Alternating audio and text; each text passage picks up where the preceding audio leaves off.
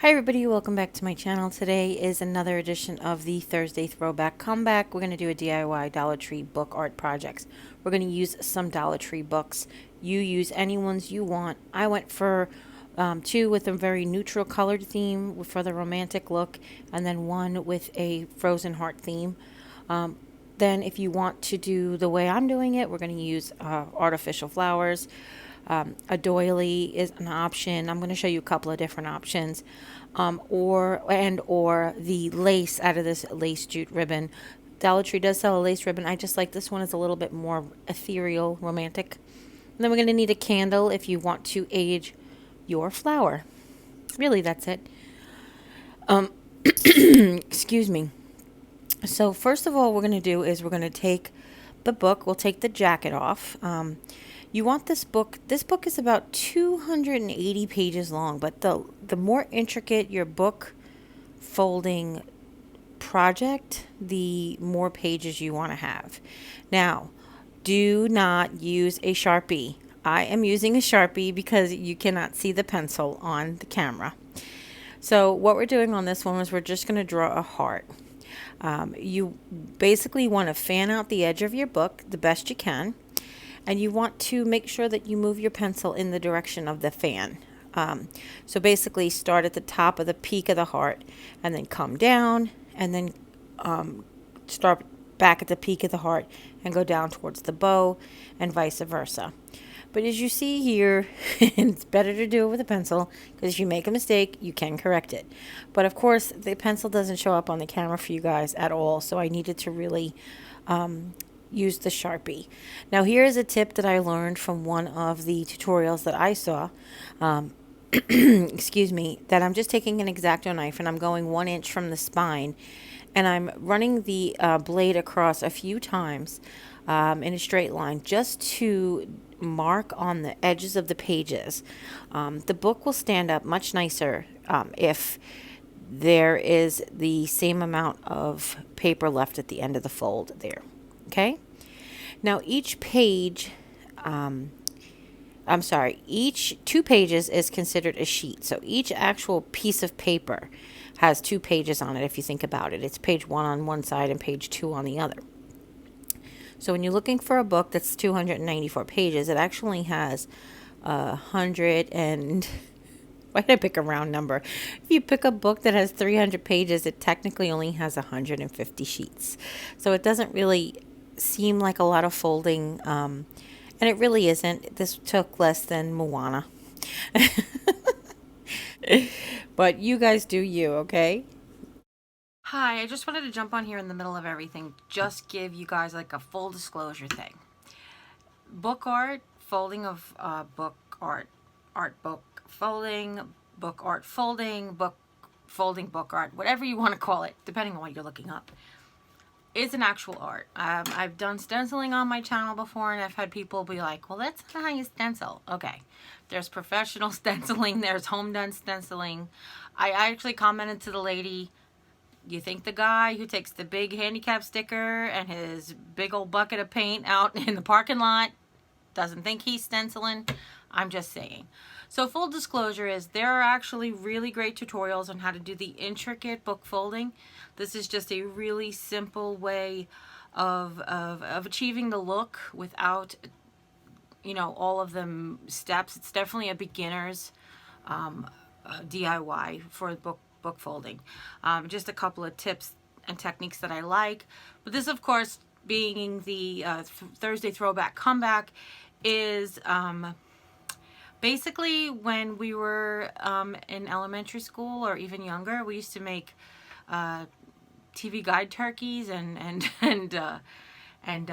Reader's Digest turkeys, which is basically, you know, you basically fold the paper on a Reader's Digest in almost like a sailboat sail, and you just do that around the whole book, and it eventually goes back onto itself, and then you put the little turkey head in there and it's done. But and we might do something like this for Thanksgiving. You can make a really cute pumpkin. But that being said, there are people who create very intricate patterns and have very intricate detailed tutorials on YouTube. If you want a more detailed tutorial, please feel free to check them out. This is just a beginner's course. This is just a quick introduction to book folding if people are interested, okay? Thank you so much. So that being said, what we're doing is I'm holding my finger on the mark. The Sharpie basically puts a mark on the very edge of the paper. So I'm holding my finger on the mark on the paper, and then I'm folding up to the place where we cut. And I'm doing that on the top and the bottom. This is just a very simple heart. The only thing that's actually different about this is that I've taken an X-Acto knife and I've cut down in the middle of the V of the heart. And then what we've done is we've folded up in towards that little mark on both sides just to create that little bow in the heart. But if you put your heart in a different direction, or if you do something other than a heart, then you may be able to skip that step. But I just thought the heart was a very simple thing to start with. Okay. Initials would be really good too, but that also may require you to do some cutting and folding.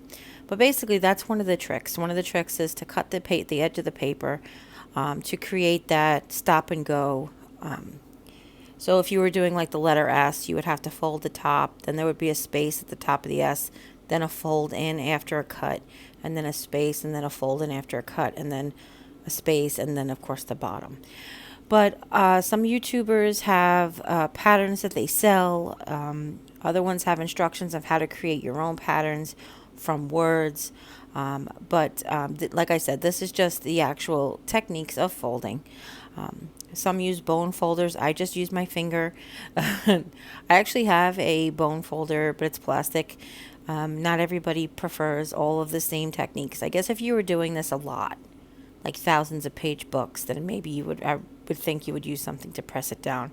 Also, I've heard that the different paper that you could use. So far, the books from the Dollar Tree all seem to have the same paper, but it may require you to use more pressure or a tool or something. Okay. But as you can see here, it comes together, and then I've just decided to add a couple of the turkey folds at the end. Turkey folds, because that's what it reminds me of. So then I've decided to put 2 rubber bands on it, one holding the bottom half of the heart, and one holding the whole book closed, just to train it a little bit. And then when you take it all off, it stands up, and there it is. So now what I'm going to teach you guys how to do is to age plastic flowers from the Dollar Tree. Not plastic, but these are polyester, and what that basically means is it's a woven plastic fabric, and they'll melt. Okay, so as you can see there, I did set a couple on fire to show you what that looks like. Really old roses will get that dark black edge, burnt kind of look to them.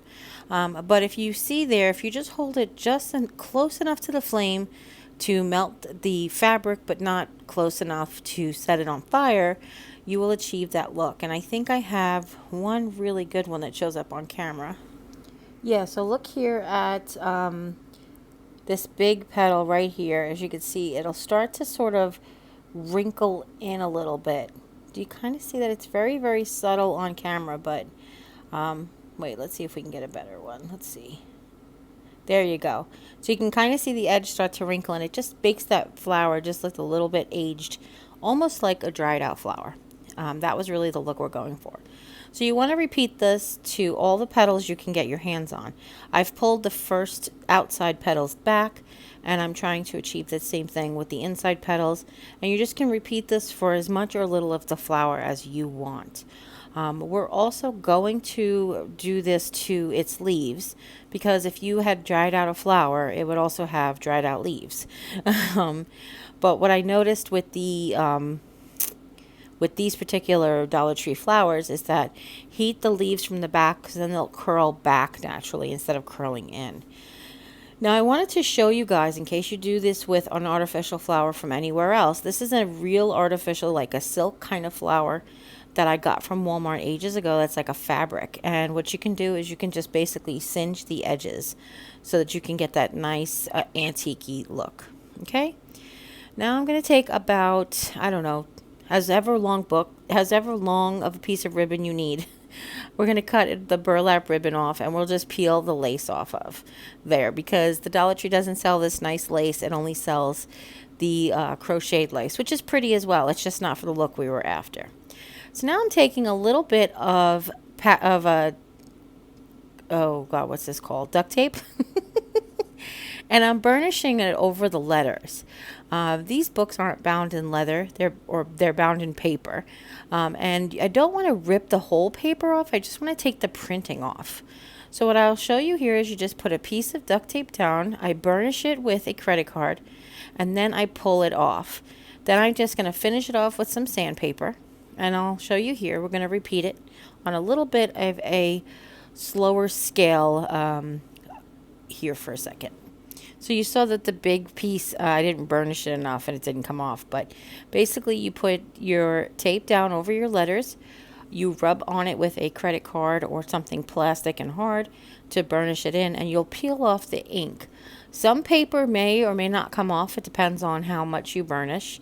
But then you can remove the print from really most books with paperbacks. They're not paperback books, but they are bound in paper, not in fabric. Okay?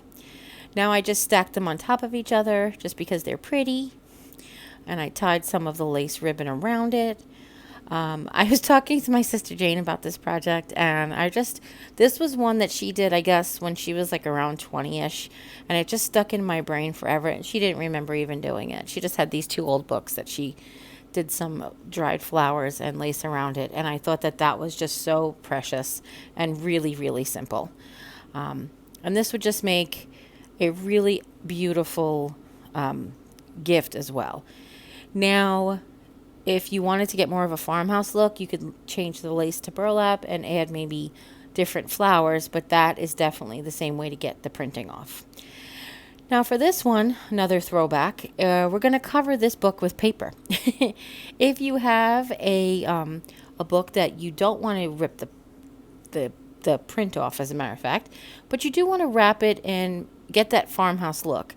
This particular white paper was actually around something that I got at Hobby Lobby. They used to protect it. But you could take some craft paper and you can wrinkle it up, and then you could spread it out and start over that way. But this is another throwback for where we grew up. We had to cover our textbooks from middle school and high school in protective paper. And we always just used brown paper shopping bags, which was funny because my dad used to use them to, when he fried fish, he would use them to soak up the grease. And, you know, usually around the time that we were ready to go back to school, he's been frying fish all summer. So it was sort of like, who's got the last brown paper bag? But I just went ahead and I folded. If you saw how I did it, I creased around all sides, took the book out, created those folds, and then stuck the flap in just like the dust jacket would. Okay? And then I wrote on it. I was gifted this calligraphy marker, which I love, and I just wrote love and romance. Nothing fancy. You could use stickers from the Dollar Tree. You can also print paper from your printer or whatever as well. Now I'm just going to take the doily that fits the book the best without hanging over. And I've just written on it the garden, because why not? I don't know. There's nothing that's made up. And I've written it on the middle of the doily so that when I fold it around the edge of the doily, it just looks like it's really pretty wrapped in lace. And then we're going to continue to wrap it with the lace bow again and make a pretty bow. And then you can or cannot put the flowers in if you don't want to. You can leave them out, of course, as well, either way. But I just thought that this was another little darling way of, in case you can't get books, that you could just rip the printing off. This is how you can cover the bindings, I guess is what I was trying to say. Okay? And that's how they look together. And that is everything. I know this was a really quick tutorials, but I hope you really enjoyed it. I really enjoyed making them. These throwbacks really make me feel like a kid again. but we've upped the level, right?